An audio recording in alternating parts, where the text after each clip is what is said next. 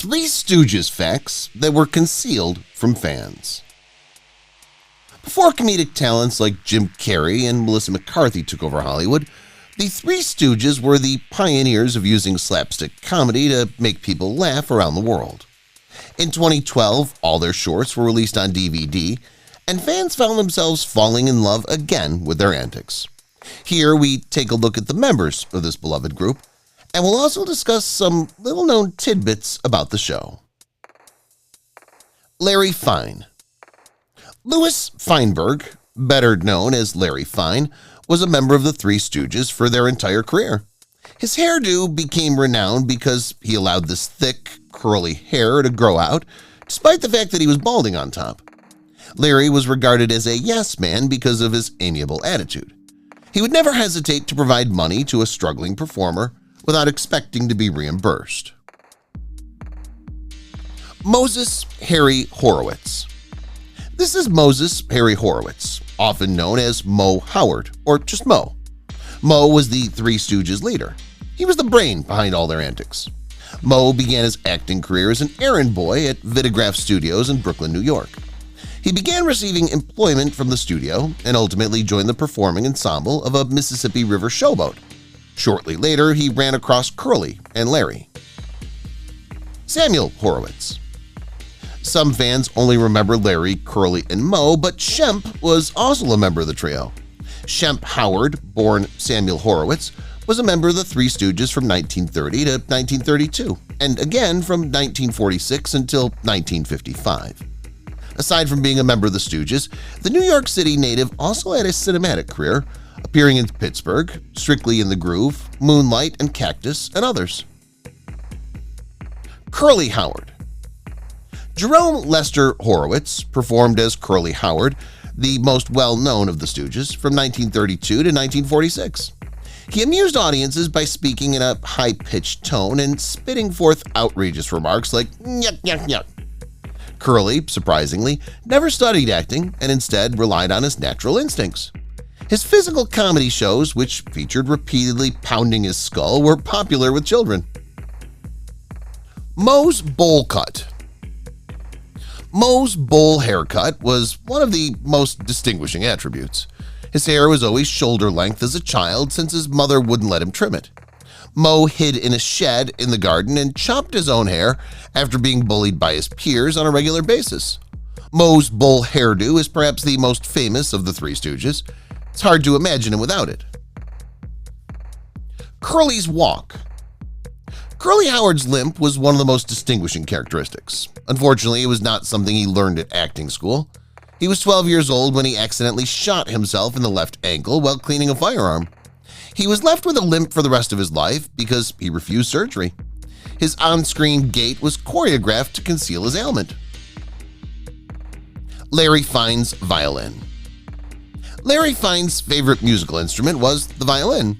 Unfortunately, it wasn't something he chose to do on his own. He once took a bottle of what he believed was a delightful beverage as a child.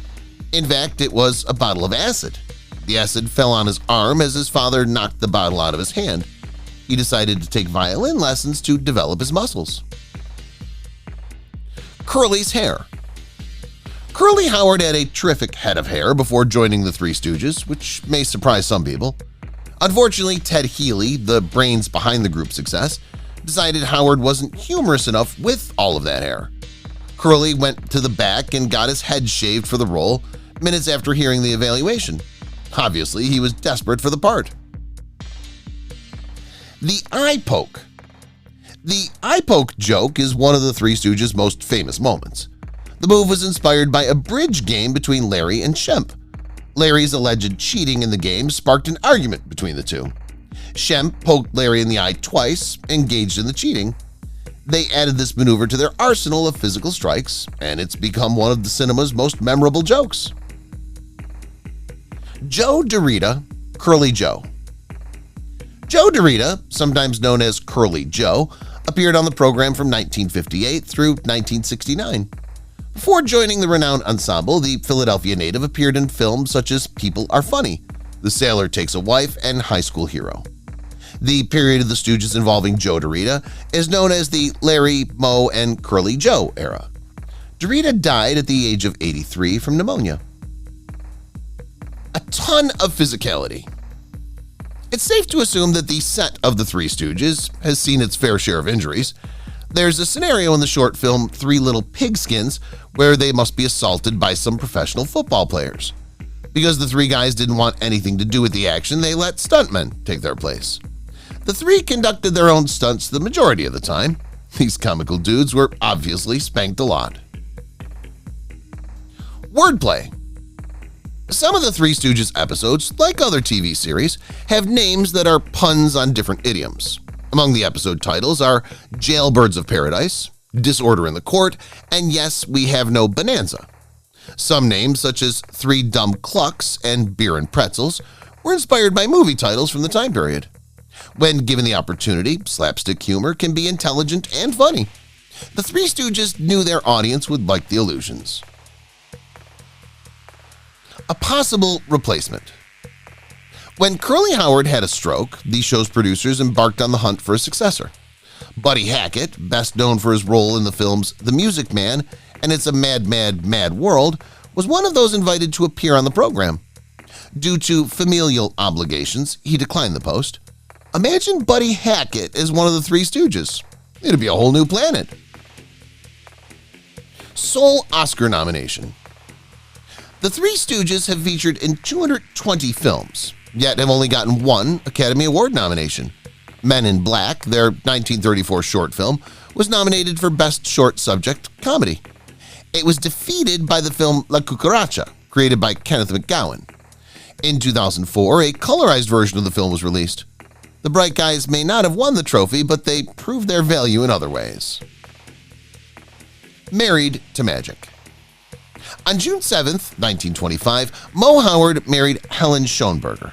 Helen Schoenberger was the cousin of legendary magician Harry Houdini, well known for feats like the milk can escape. Joan and Paul Howard were the couple's two children. Joan continues to visit Stooges gatherings around the nation. Helen and Moe's marriage was undeniably magical. It's unclear if this had anything to do with Helen's renowned relative.